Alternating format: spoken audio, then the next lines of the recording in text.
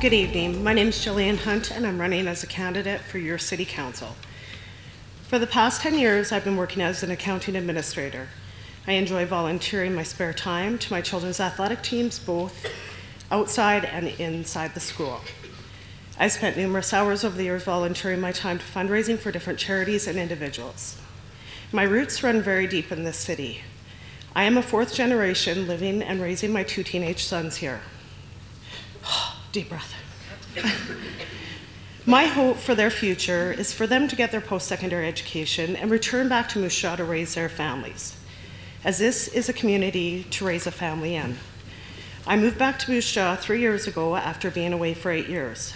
My oldest son would always comment on the roads when we would visit, and more so once we moved back. Even with being at a younger age, he was very aware of the city's deteriorating infrastructure. I could only tell him it was not always like that. 2016 has seen many wonderful infrastructure upgrades, and it is a sign of our city moving forward. My only disappointment and concern is that it took an election year to really get moving. This is a great community, and this city has much more potential for growth and development. I myself am opposed to the LIP funding model. I do not reside in the affected area, but I personally know single parents as well as retired citizens whom it affects. To place so much extra financial burden on these individuals that are already living on a fixed income is absurd. I am in favor for either a generalized revenue, to use generalized revenues, or look for other areas of funding. I am firm in my opinion that individual homeowners and businesses, as well as schools, should not be singled out to pay for this work. The entire city benefits from the water mains, and the city as a whole should absorb the cost together. I would really also like to see more emphasis on our youth athletic and social development, not only within private clubs, but within our schools.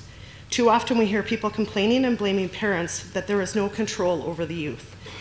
Kids are getting into trouble, while the reality is that our youth are suffering due to increasing costs of registration fees to the point that parents simply cannot afford them anymore. Our youth today are going to be our leaders of our future.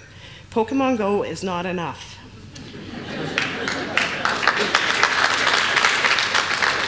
In order for our younger generation to enhance their future, they need to get involved, have structure, discipline, and to feel what it's like to be a member of a team, a part of something great.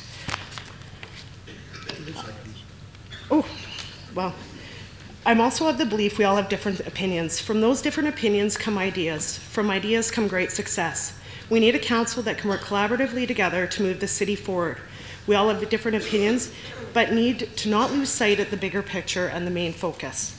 Get out, talk to the people, see what they really want versus what has seemed like personal vendettas.